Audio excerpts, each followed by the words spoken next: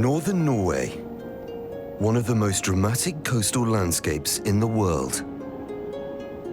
Long, narrow inlets carry seawater up to 200 kilometers inland. These deep valleys were once scoured out by glaciers and filled up by the sea. Today, they attract a rich diversity of life.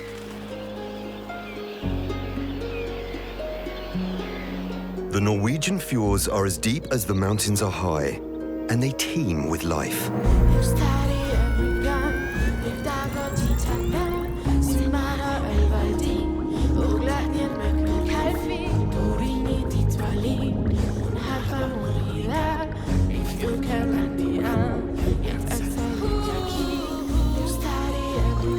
The cold, dark waters are home to a surprisingly rich and colorful community of underwater creatures.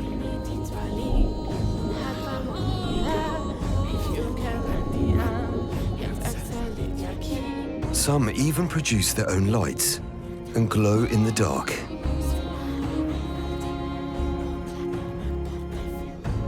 The Norwegian fjords are one of Europe's best-kept secrets. A magical wilderness, unlike any other.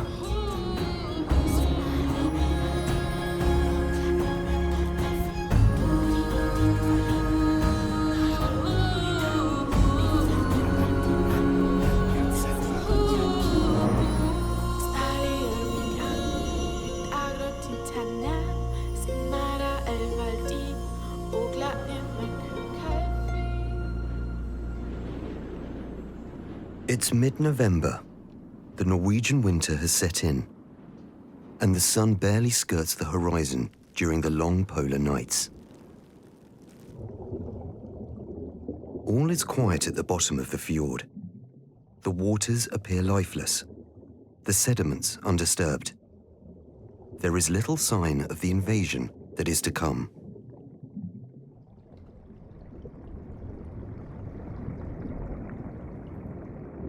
Large kelp forests guard the entrance of the fjord and provide a safe hiding place for fish. Further inland, the fjords break up into a network of smaller channels that slow down the flow of the water.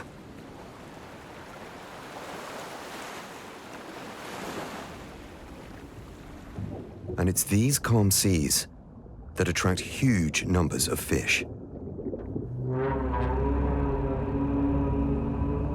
Herring, over 10 billion of them. The shoals are so dense, they darken the waters of the fjord.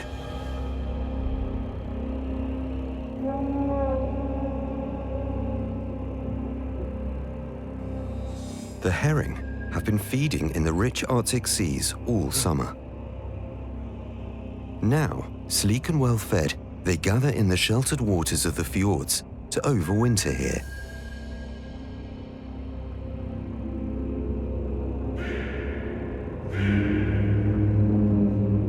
These fjords offer little food for the herring, but the calm waters allow them to rest and wait, wasting little energy.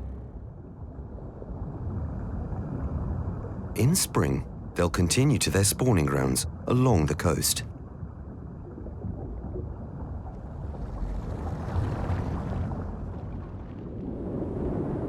The herring only come to a few select fjords in northern Norway, but in their wake, others follow. Orcas, or killer whales. They've left the open ocean to head inland, attracted by the vast shoals of fish. The herring bunch together in a tight ball near the sea floor. There's safety in numbers, and the dense mass confuses most predators.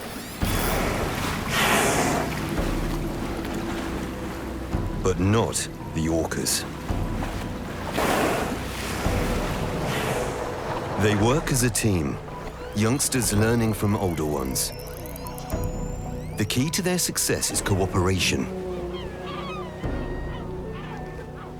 Slowly, the whales circle their quarry, driving them into an even tighter bunch. As they do so, they communicate with clicks and whistles.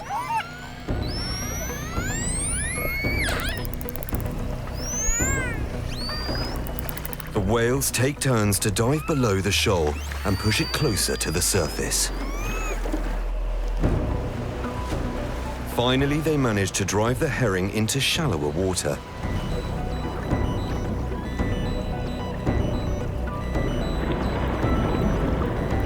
The rest is easy.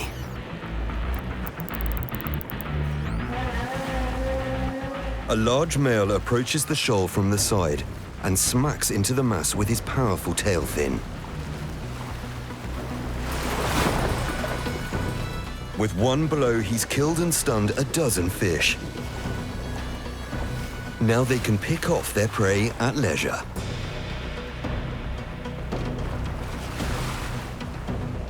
Tail swatting appears to be a hunting strategy only used by orcas in this part of the world. But it's a highly effective way of gathering food. For a 6-ton whale, a single fish is a mere morsel. They need to eat around 200 a day, so bulk fishing is the perfect solution.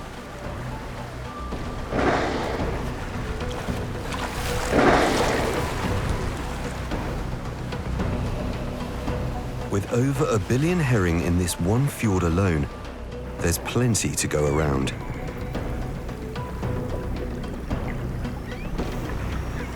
Compared to human hunters that take thousands of tons of herring from these waters each year, the orcas hardly make a dent in the population.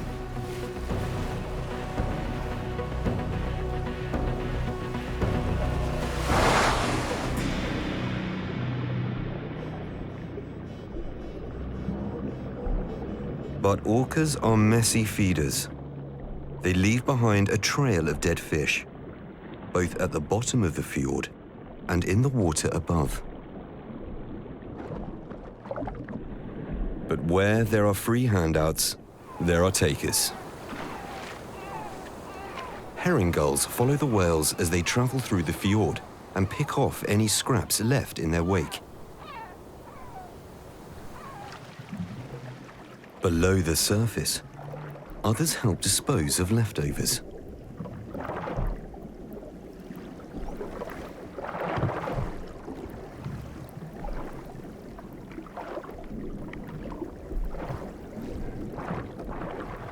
Nonetheless, much sinks to the bottom.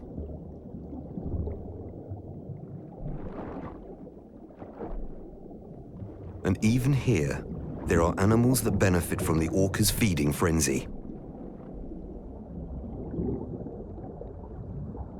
Hiding away on the sea floor are creatures that depend on debris sinking down from above.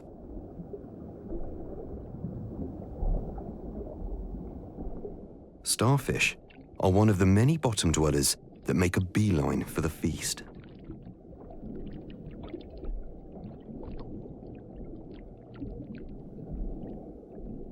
Each arm contains a branch of their stomach and produces chemicals to digest the carcass. They will eat whatever comes their way and eventually release the nutrients back into the fjord.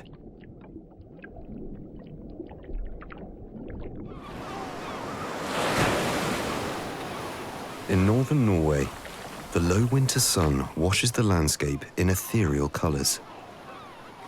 Temperatures often drop below freezing. Sheltered by the mountains, the waters of the fjord are calm and ice starts to form at the edges. Although seawater doesn't freeze easily, a sheet of ice often stretches across the entire fjord in winter. This sheet is made of freshwater that sits in a layer above the denser seawater.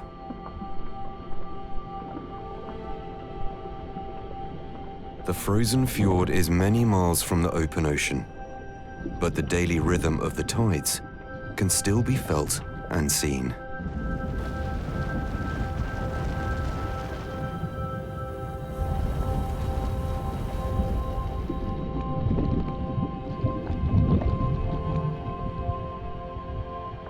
Every 6 hours, the massive slab of ice, weighing millions of tons, is lifted up and down.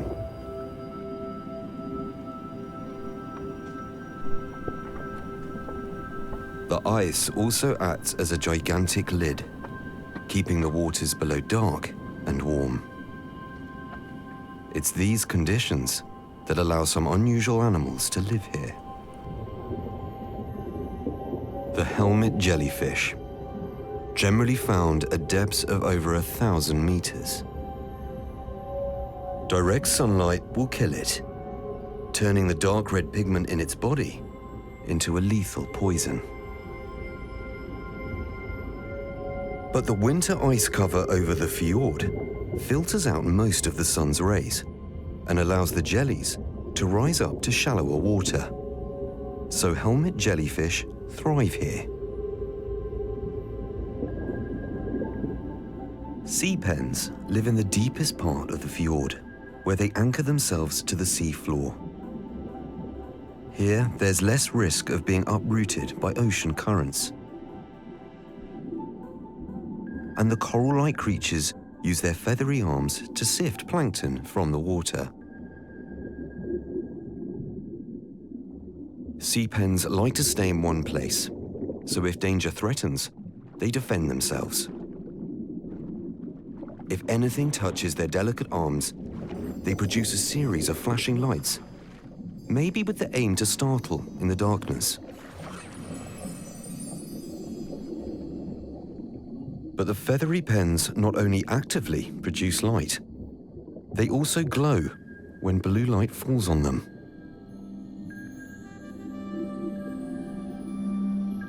Most light waves are absorbed as they pass through water, but blue light travels further than any other. When it falls on sea pens, it stimulates certain proteins and triggers them to glow bright green.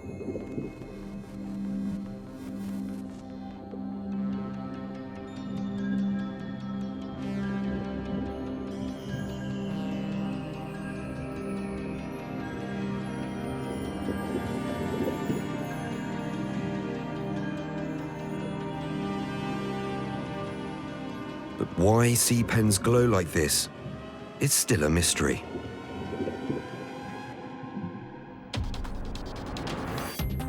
And if all defense techniques fail, the curious creatures have another trick up their sleeve. They literally disappear into the ground.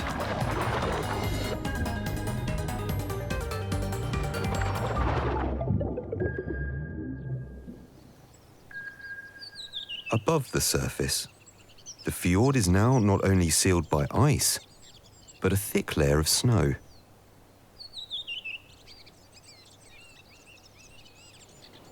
The forests are silent in the grip of winter. Only one sound echoes through the hills.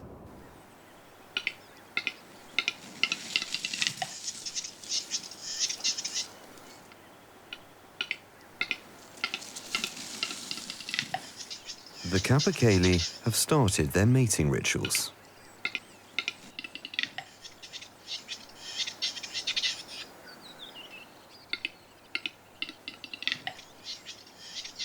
The males seek out the best arenas on which to display.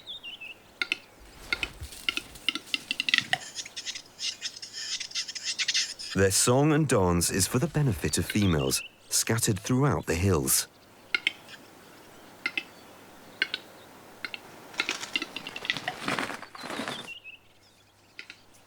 These northerly forests are wetter than most and provide perfect conditions for lichens and mosses. They cover the trees in thick, shaggy carpets. And they're home to a strange, long-legged creature, the spiny-headed harvestman.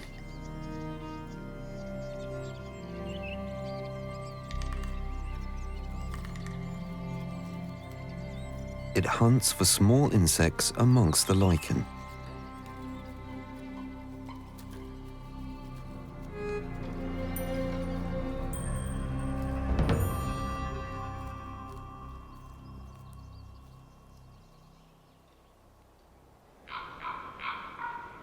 The arrival of spring brings warmer temperatures and fresh growth to the hills around the fjord. The ice has long melted, and below the surface, spring has also not gone unnoticed. Along the shallow edges, thick layers of sand and sediment create an underwater moonscape.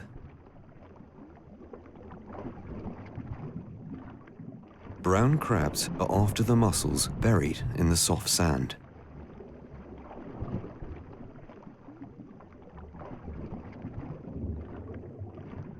The common dab will also feed on mussels given the chance, but it's unable to dig them up.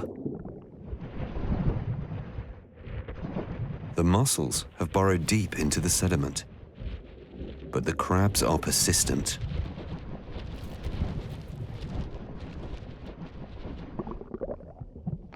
The pilgrim scallop has no need to hide. With 60 eyes along the edge of its mantle to keep a lookout, it can make a quick getaway.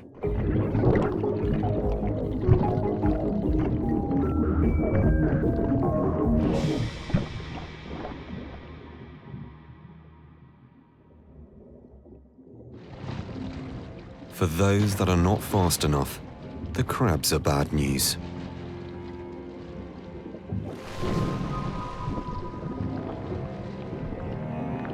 They can prise open the tightly shut shells and pull out the scallop's soft body with their pincers.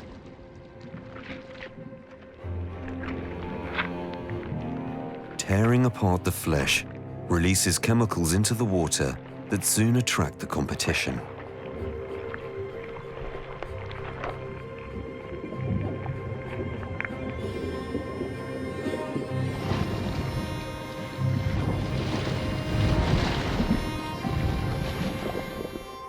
The dab also sees an opportunity.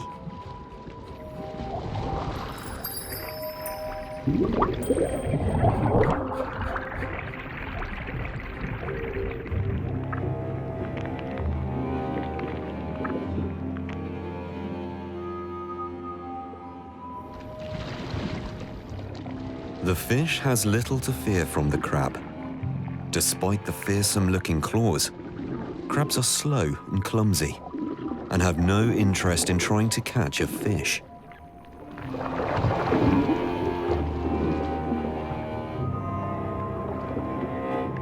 Nonetheless, she keeps a respectful distance, slipping in to sneak a mouthful when she thinks he's not looking.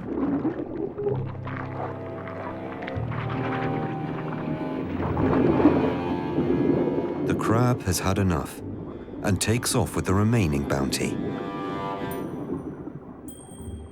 One last look, but he's taken it all.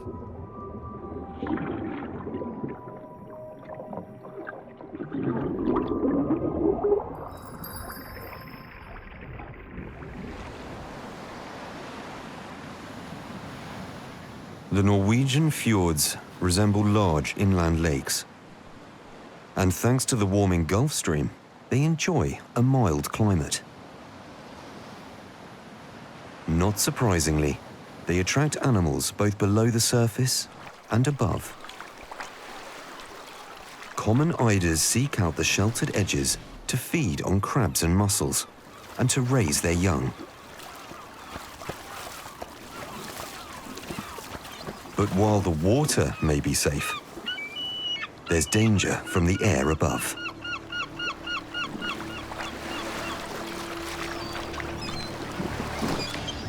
Herring gulls are on the lookout for an easy meal. They've got their eye on the young ducklings.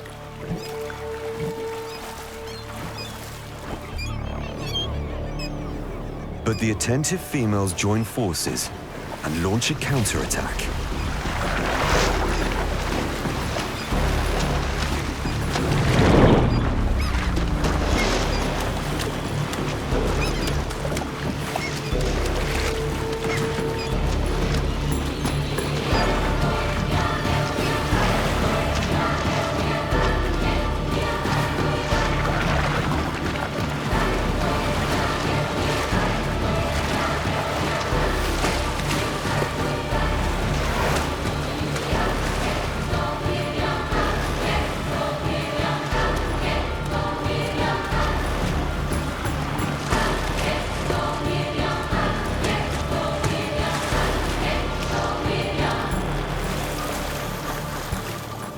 This smaller common gull has bitten off more than it can chew.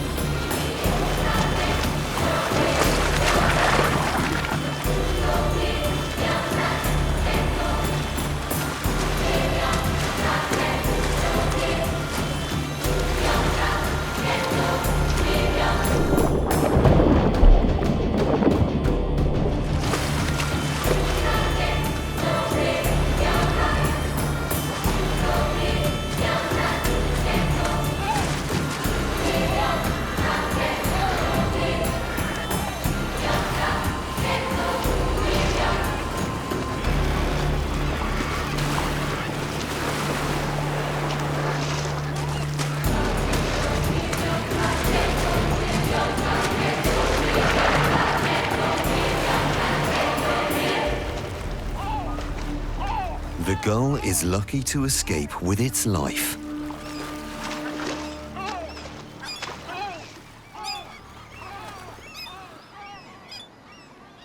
Spring sees the arrival of other visitors to the fjord.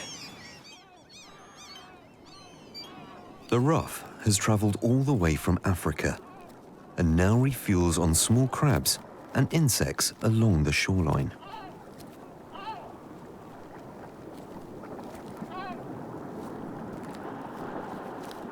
A turnstone is also after insects, flicking over seaweed instead of stones. The Temmink stint has other priorities: to attract a mate with its aerial display.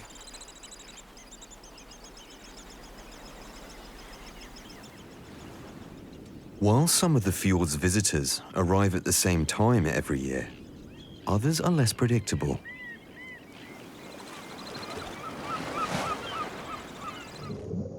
Harbour porpoises come and go, hunting for small fish in the coastal inlets.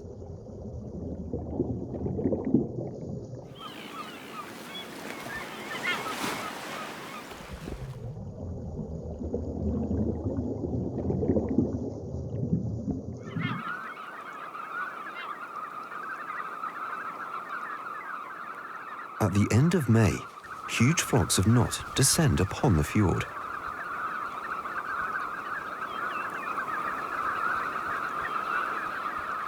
They're travelling from wintering grounds in Western Europe to their Arctic breeding sites in Greenland and Canada.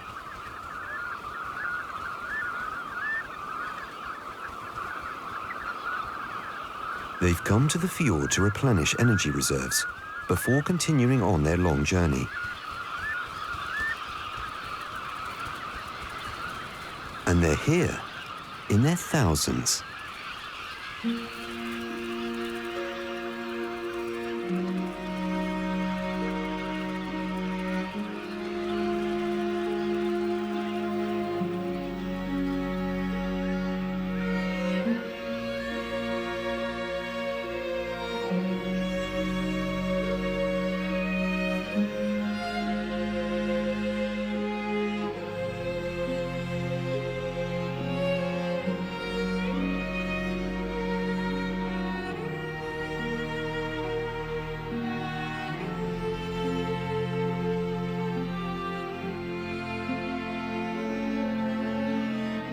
The small birds have flown non-stop for 3 days, covering thousands of kilometers. As soon as their feet touch the ground, they fall asleep, exhausted.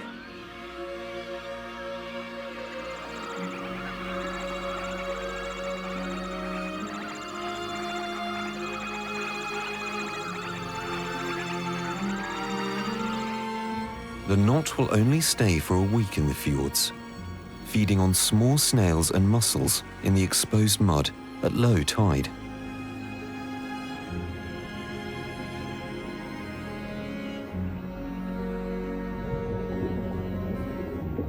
When the sea returns, the snails and other marine creatures can safely emerge to graze on algae and plankton.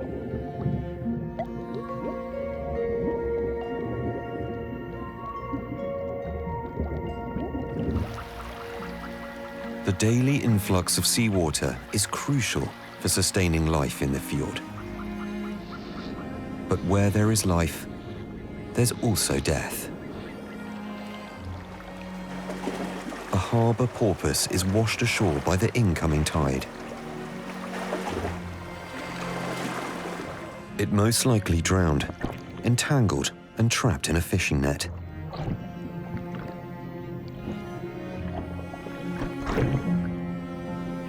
Every year, fishing nets kill up to 10,000 porpoises in Norway alone, pulled in as accidental bycatch on fishing boats.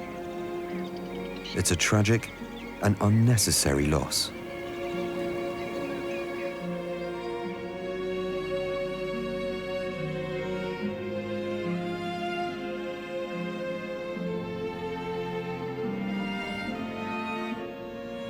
The porpoise lies stranded on the shore, the marks from the nets clearly visible on its body.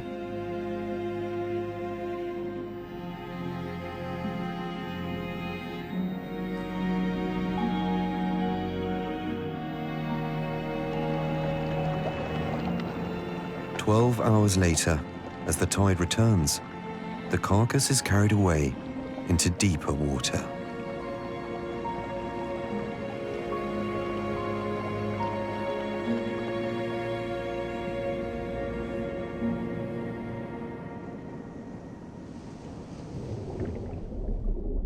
The porpoise settles at the bottom of the fjord.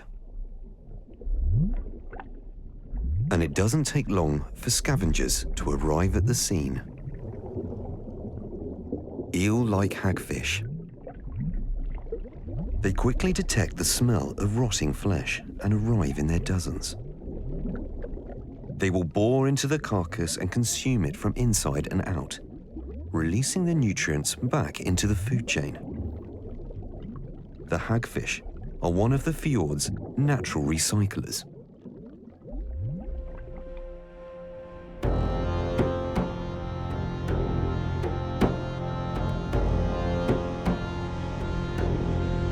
There is one other vital source of nutrients that sustains life in the fjord.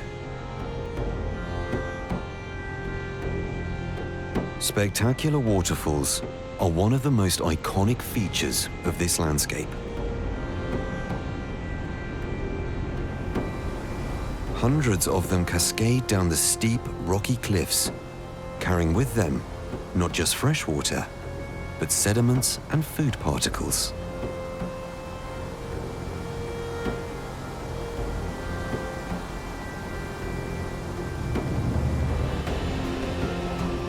These dramatic waterfalls are life-giving arteries that provide a continuous supply of nutrients to the fjords below.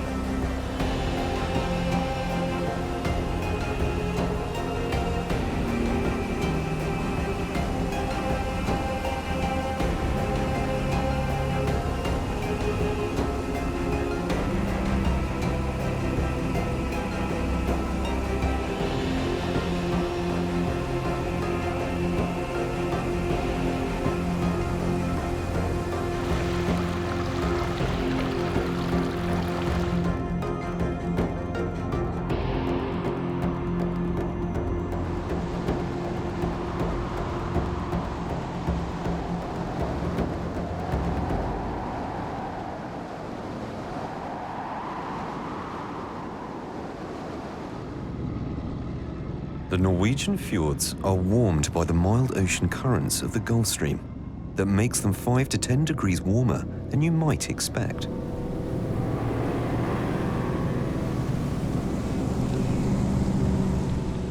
and many of them are very deep, some over 1,000 meters.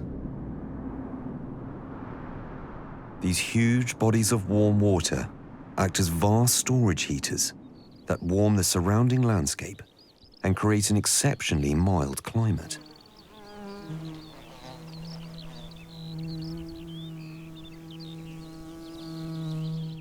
Surrounded by high mountains and Arctic tundra, the fjord is an oasis for both people and wildlife. In the far north, the vegetation is sparser. Few trees grow here.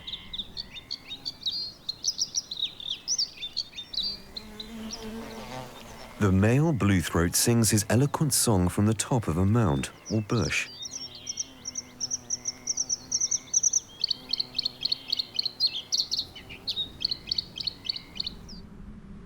Other tundra residents have chosen a spit of land as a display arena.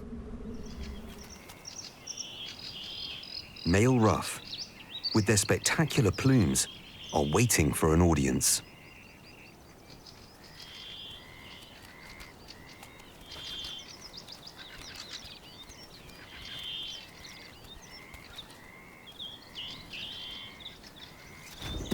The first spectator has arrived.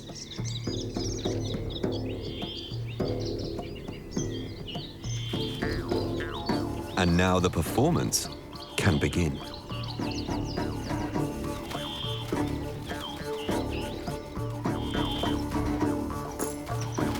Each male wants to outshine the others and impress the ladies.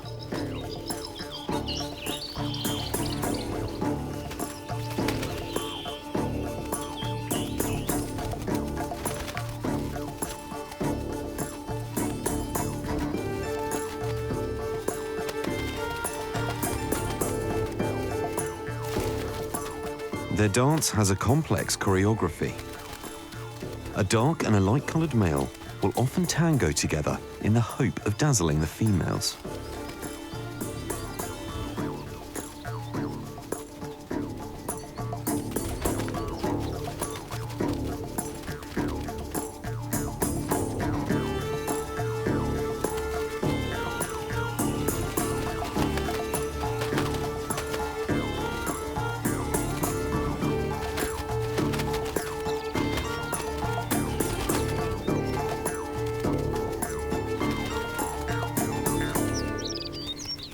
This time, the male with the white ruff seems to have won the dance-off. 3 females are waiting for his attention. And a last-minute competitor is quickly seen off.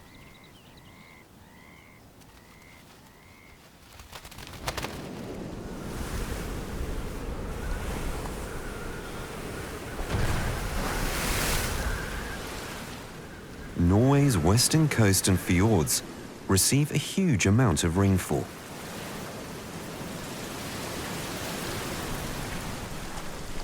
The sudden influx of fresh water is a problem for many marine animals. Some, like the comb jellies, try to make a getaway.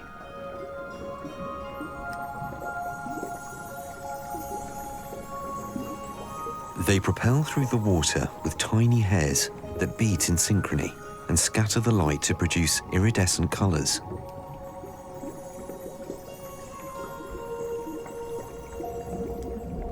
Green sea urchins graze on algae in the rocky shallows. They can't swim to escape the fresh water, but race away on tiny tube feet.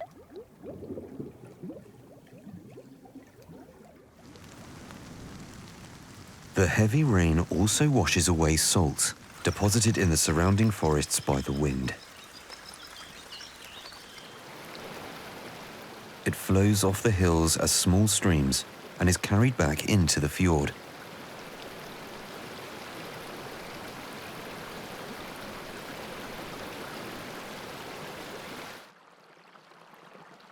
Where the freshwater streams flow into the fjord, animals have to cope with great fluctuations in salinity. These sudden changes can be deadly for starfish that quickly move to deeper water, where conditions are more stable. But some animals cope equally well in both freshwater and saltwater. Salmon and sea trout. Every year, the fish make their way back from the ocean and follow the rivers upstream. On the final leg of their journey, they have to ascend waterfalls several meters high. This requires a huge amount of energy.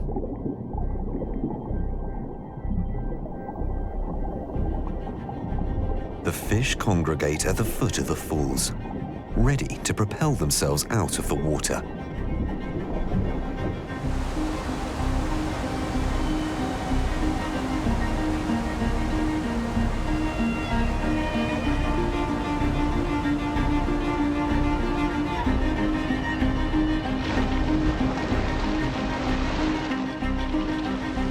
Not every attempt is successful. There is no choice but to try again.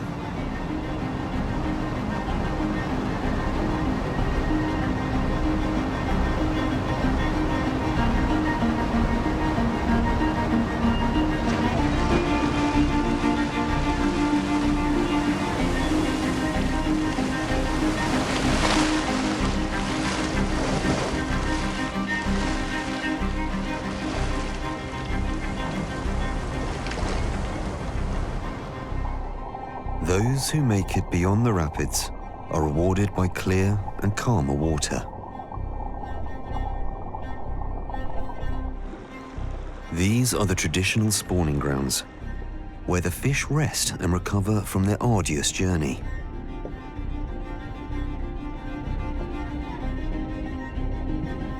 Then each female chooses a spot to lay her eggs.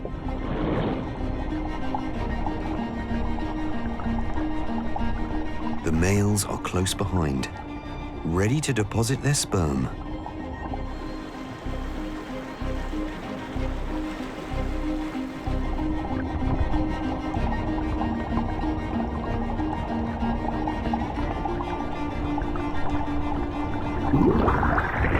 Mission accomplished.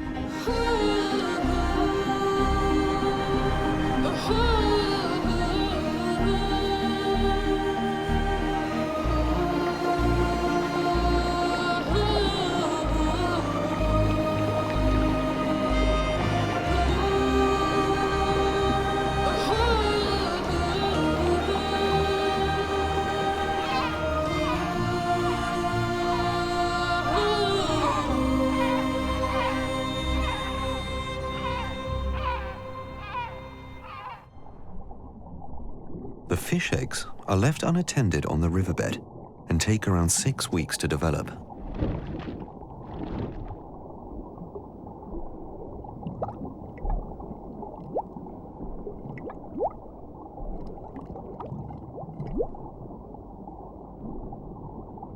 The small fry are only 2 centimeters long and have a large yolk sac attached to their belly.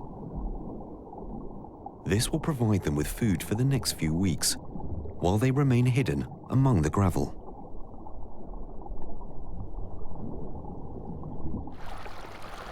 It's hard to believe that these small upland streams are the nursery grounds for millions of tiny fish. After a few weeks, the fry resemble miniature salmon and have used up their onboard food supply. They now have to hunt for tiny insect prey. The young salmon will remain in these streams for up to 5 years. But eventually, they have to return to the ocean. And to do so, they must adapt their bodies. It's one of the most extreme physiological challenges that any animal has to face, as they enter the deep, dark, and salty waters of the fjord.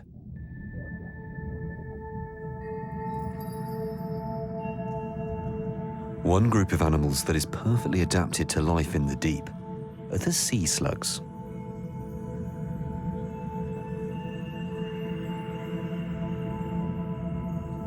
Some even glow in the dark, bejeweling the sea floor with their striking shapes and colors.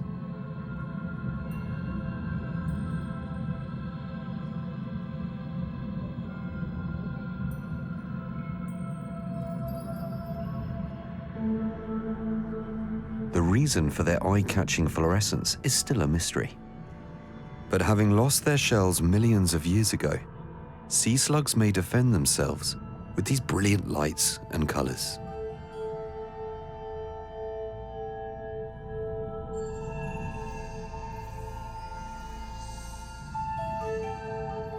While some use dazzling displays of light, others opt for camouflage to avoid detection.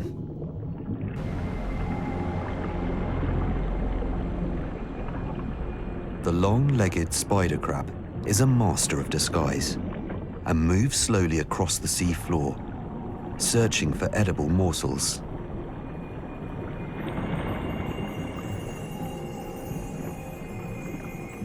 It's found some fish scales that shine in fluorescent blue.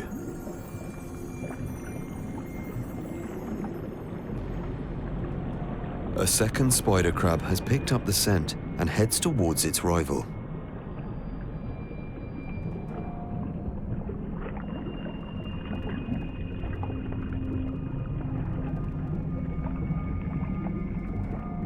With ritualized displays, the two opponents face each other, locking their spidery legs together.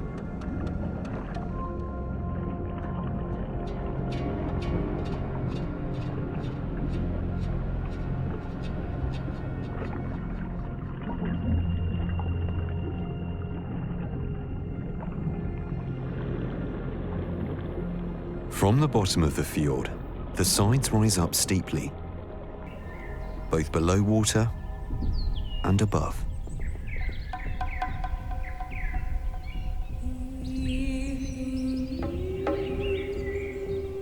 The forested slopes are covered in a thick carpet of moss, and in autumn, they erupt with the fruiting bodies of fungi.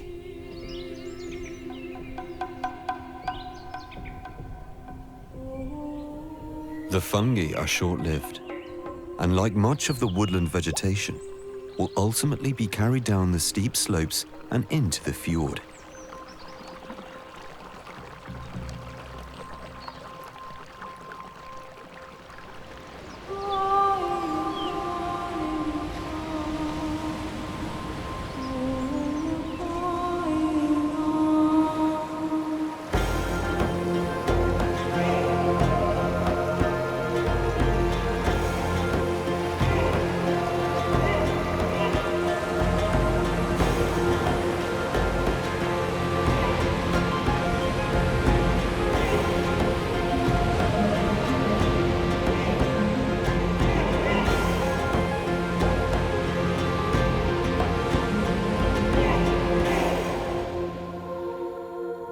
The last autumn leaves fall from the trees and are also swallowed by the waters.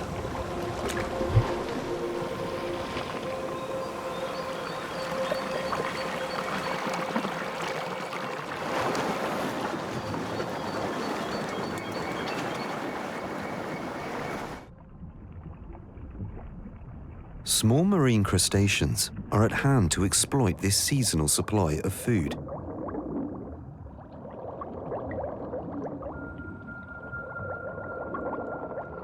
Amongst this myriad of macroscopic life are transparent forms with a tiny yellow star attached to the end.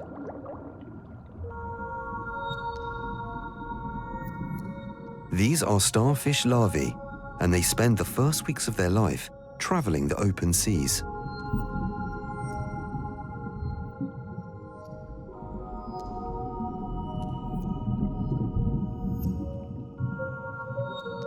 Undulating gently through the water, the larvae feed on tiny plankton.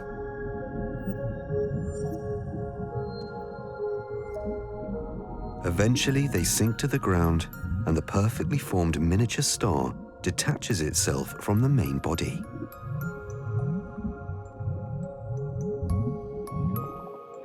With tiny tubular feet, the small starfish now searches for a place to settle and grow into a larger star.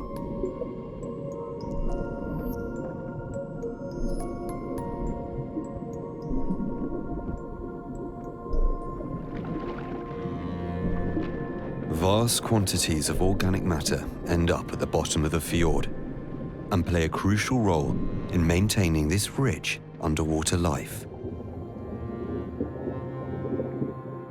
In shallower regions, sea anemones filter tiny particles from the water.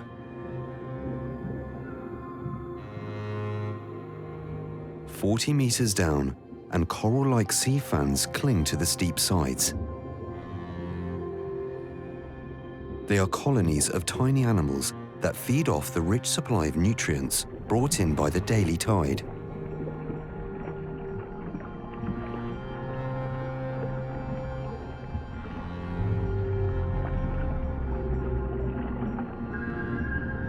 Deeper still, at depths of 200 meters or more, the sea floor turns into a kaleidoscope of colors.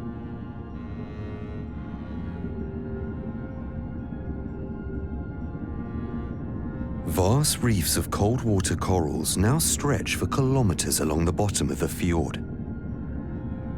It's pitch black at these depths, so their colors are only visible when light falls on them. Deep-sea fish, like the curiously named rabbitfish, have big eyes to capture what little light there is. It moves slowly along the sea floor, searching for small bottom-living invertebrates.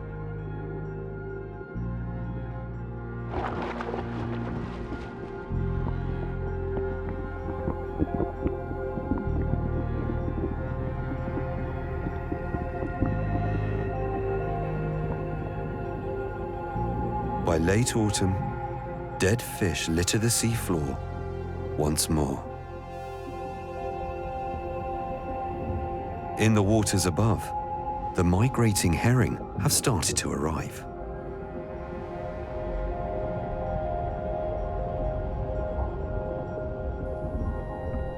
Once again, nothing goes to waste. A lantern shark is attracted by the smell of dead fish. It's one of the smallest sharks in the world, little bigger than a herring itself.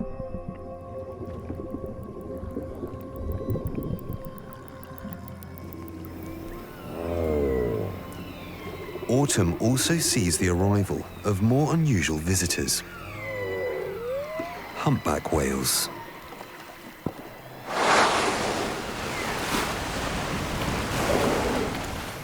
They followed the herring on their migration from the Arctic Ocean to the Norwegian fjords. But the humpbacks don't hunt alone here. They rely on help from another whale.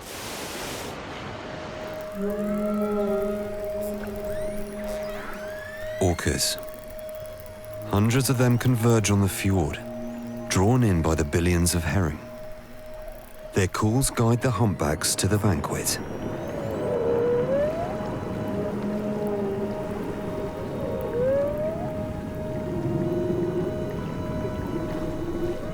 During the winter months, the Norwegian fjords are amongst the richest waters in the world.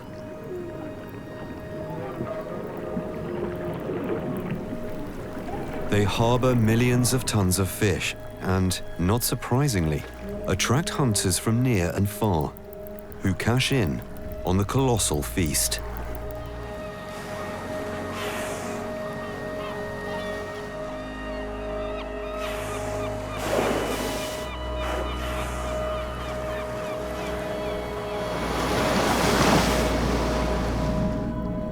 The humpbacks have even changed their annual migration to take advantage of this fish bonanza. They can swallow hundreds of herring in one big mouthful.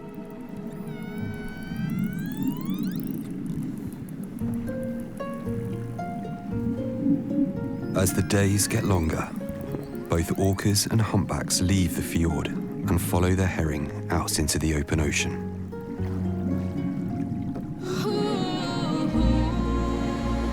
Whether they will return again next year, no one knows. The herring often change their migration routes, and the hunters will follow them. Nonetheless, the Norwegian fjords will continue to provide a safe haven for a remarkable and rich community of life.